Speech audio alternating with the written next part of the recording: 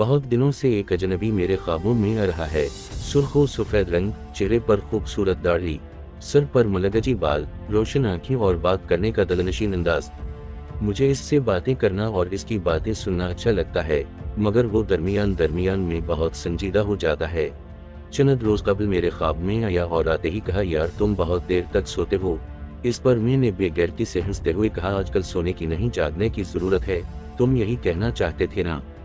बोला, नहीं, ज्यादा जागने से भी आसाब थकन का शिकार हो जाते हैं। बस हम लोगों को सोने का वक्त हो तो सोना चाहिए और जागने के वक्त पूरा जागना चाहिए।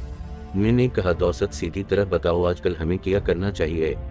इसने हंसते हुए जवाब दिया, तुम जैसे बेफिक्रों को हसब आदत सोते रहना चाहिए कि तुम जाग कर भी क्या करोगे और जो कुछ कर सकते हैं। इनमें से अरबों रुपए टैक्स की रकम खुद बरत करते हैं। इन्हें रियासत को पूरा टैक्स अदा करना चाहिए। सिर्फ कवानीन न बनाए, इन पर इंतजामिया सख्ती से अमल कराए। सियासतदानों को आपस में लड़ना नहीं चाहिए। कौम और मुल्क को दरपेश मसाइल पर यकजहती का मुजाहिरा भी करना चाहिए। स्मगलिंग रोकने वाले इदारे अपना फर्ज भरपूर तौर पर अदा करें। माल हराम की बजाय रिज़्क़ हलाल की तरफ रुजू करें।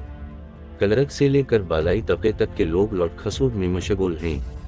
ये सब मुल्क की बुनियादें खोखली कर रहे हैं। तमाम इदारों के करपट अफराद को सिवाय इनके जिनके पास अमेरिका और मगरबी ममालिक की शरीयत है, अपने मुल्क की फ़िक्र करना चाहिए कि खुदा नखास्ता अगर इसे कुछ हुआ तो इसके खौफनाक असरात सबको भुगतना पड़ेंगे।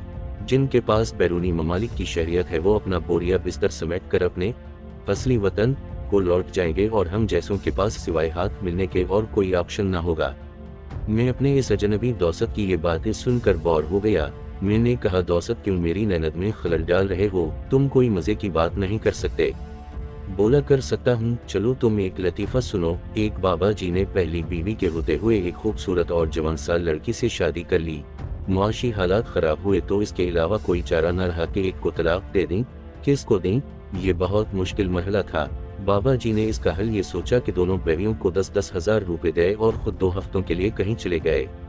वापसी पर देखा कि पहली बीवी ने 2 हफ्तों में अपना गुजारा करके भी 3500 रुपए बचा रखे थे, जबकि जवान और हसीन बीवी ने न सिर्फ 10,000 रुपए खर्च कर दिए बल्कि इधर इधर से 5,000 कर्जा भी ले लिया।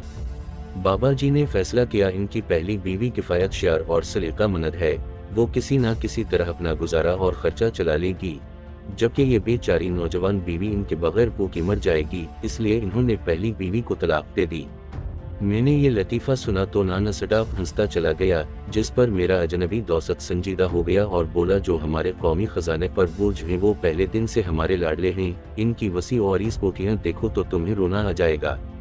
एक रोज जब मेरा ये अजनबी दौसत ख्वाब में आया तो बहुत खुशगवार मूड में था। इसने आते ही मुझे लतीफ़े सुनाना शुरू कर दिए, जिन पर यह खुद भी हंसता रहा और मेरी हंसी भी रुकने का नाम नहीं ले रही थी।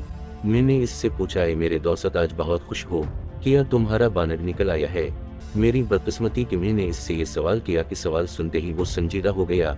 बोला, हमारी कौम की एक बदकिस्मती ये भी है कि इसके बेशतर अफराद रातों रात अमीर बनने के ख्वाब देखते हैं।